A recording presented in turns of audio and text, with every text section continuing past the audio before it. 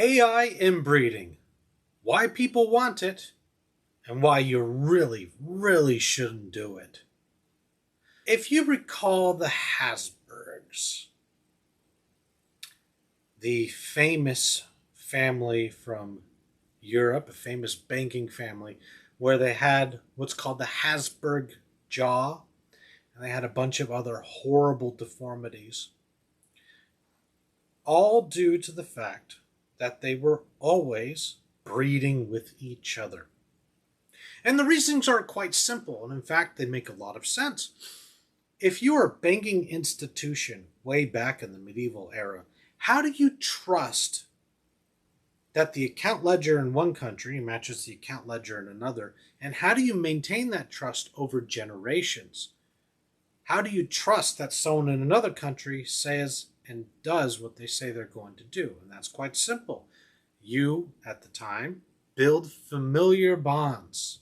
Not familiar as in, oh, that's a summon.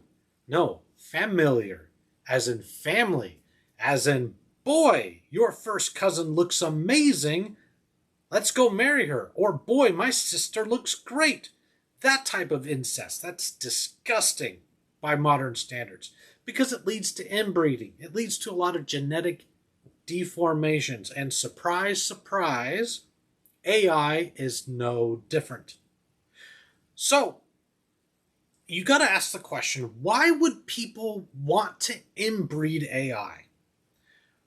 Well, you have to change your language here, and then it will change your assumptions. So, what most people talk about when they say inbreeding AI is this.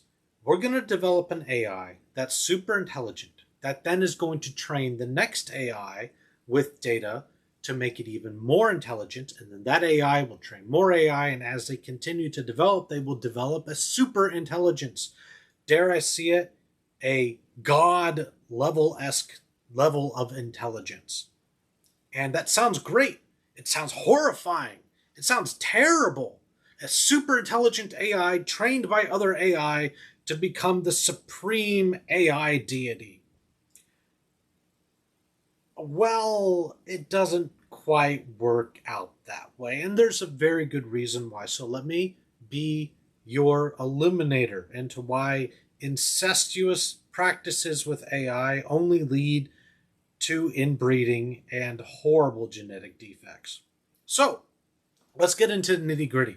How is the first AI models trained? Well, they're trained with data sets. Great.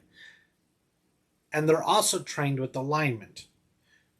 Well, the data set that they get is very important. It's very important that that's accurate. It's very important that it's reflective of the real world. And more importantly, it's very important that it's not poisoned. Now, there's a thing called synthetic data, but we'll get to that in a moment. So this underlying training data that AIs use, for instance, from Reddit, from Google searches, from all that, that data is then fed into the language model to be trained, and then it understands its results and it generates output.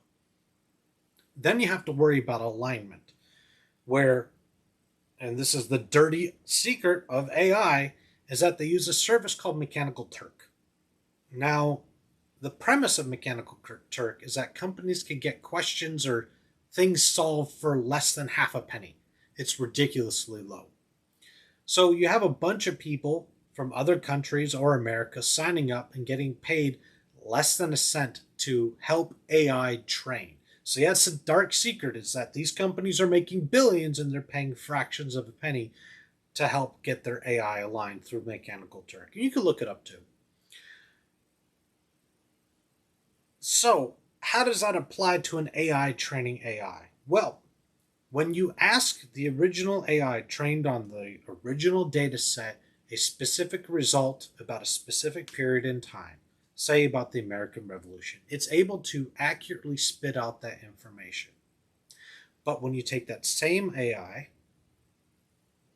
and you have it train the next version of AI, and then you ask that AI the same question, it will then spew out an inaccurate answer. And the reason being is that AI, despite what people think, is a percentage match. So, what does that mean? Well, if I have a sentence where the cat is bored, it has already tabulated and calculated what the cat is bored. Each one of those words has a statistical probability that the next word to it and the word before it, what are the probability of those two words showing up? So it isn't really understanding language, it's more understanding, hey, based off of the previous probabilities I've been fed, this is probably what the person's looking for or what the result is. So it will spew out a sentence, and that's where hallucinations come from. But it's a probability that we're related to every other word. So the could be related to the following words that come after. So it's more statistical probability. But that's based off of the underlying data it was trained on. So when you have a probability machine train another probability machine, what you end up with is less accuracy because the probabilities are more generic in nature each time it trains it.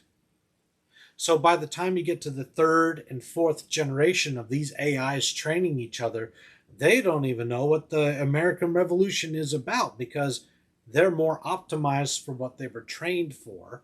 And that training is a ever further increase in the genericness of a probability. For instance, let's say that you tell it, I want to talk about the American Revolution. Well, of course, it's going to bias its results towards the American Revolution, but the percentage could be like 64 point and then a whole bunch of numbers after that. But the next AI might be 64% with no numbers after that.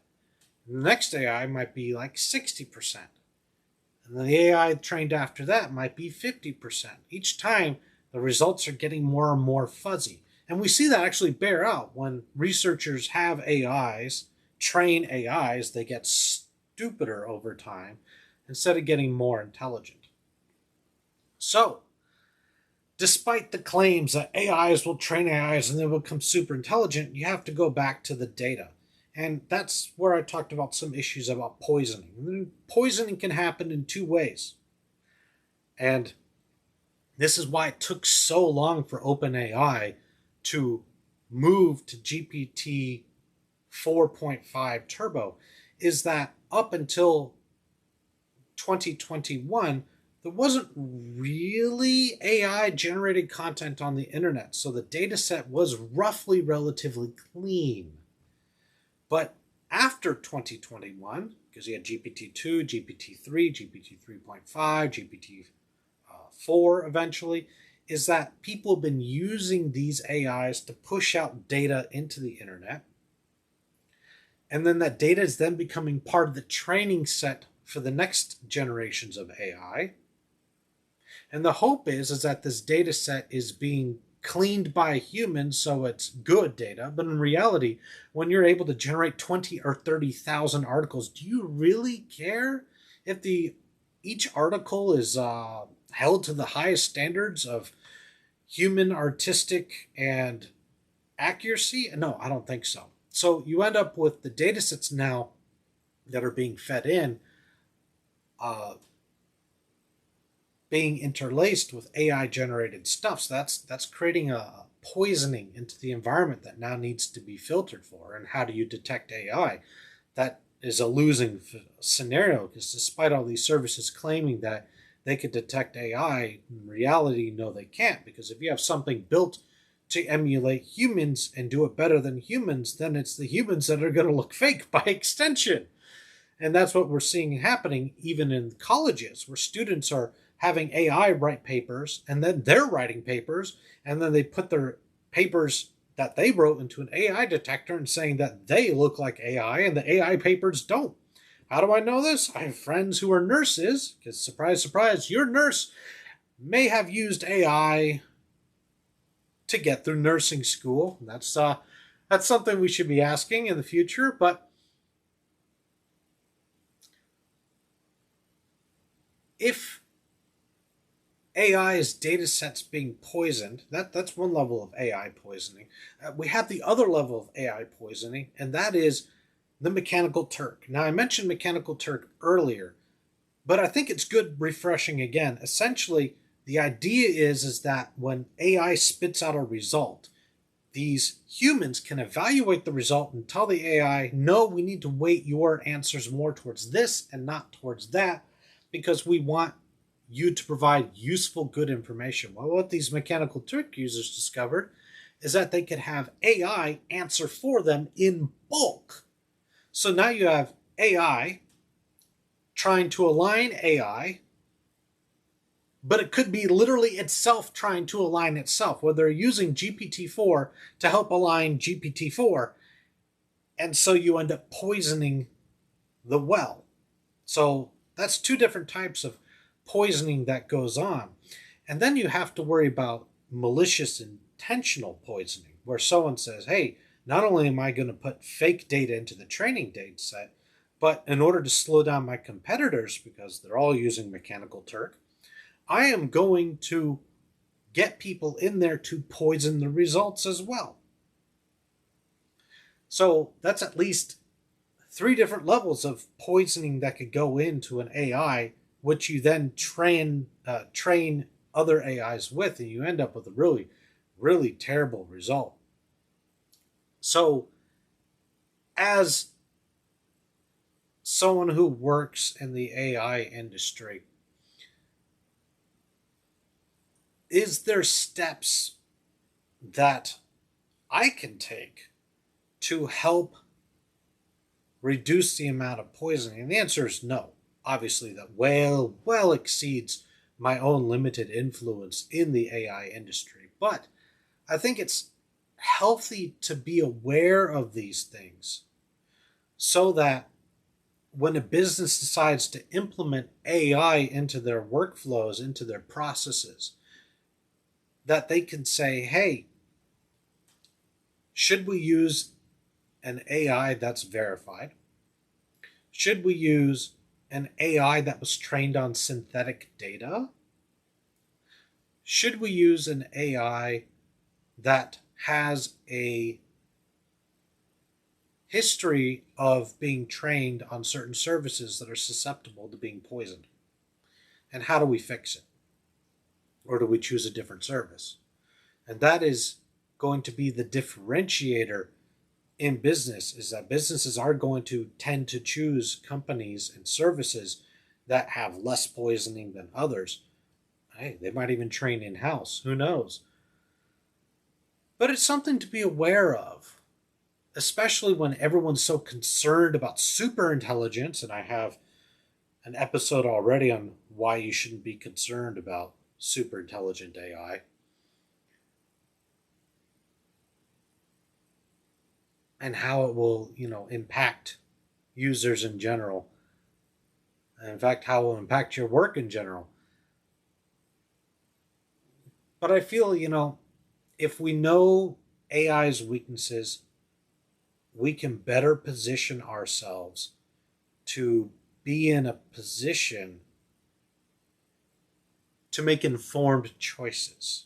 Because we all want to make informed choices about AI, whether we choose to use it in our business, whether we choose not to use it in our business, whether we should have an agreement to protect our privacy and our data, or whether we're fine to let it be used for training purposes. These are things that we have to be aware of when we're interacting with artificial intelligence. Because I'll let you know right now that every time you do a call to an AI service, they're taking that data and they're storing it and they're learning from it to find out what their users want, how they want that data processed. And so as a business, you have to ask yourself, do we want that data available to anyone for them to process on? One of the industries that is most susceptible to AI right now is the tax industry. And that's simply because what they do, for the most part, is take standardized data in and put it on a standard form. And yes, they use their judgment for certain things, but most of the time it's literally W2 in, 1040 out. The only reason why most tax professionals exist right now is because the government has created a licensed infrastructure that keeps them employed, essentially. But that industry is old. It is very old. In fact, if you look at the average practitioner in taxes, it's something like 80 something years old at this point. It's very, very ripe for AI disruption, but also very, very ripe for questions. Do we want AI, which can probably do their job extraordinarily well? Do we want AI to be training on people's personal, private financial data? That's a good question. Obviously, the answer is no.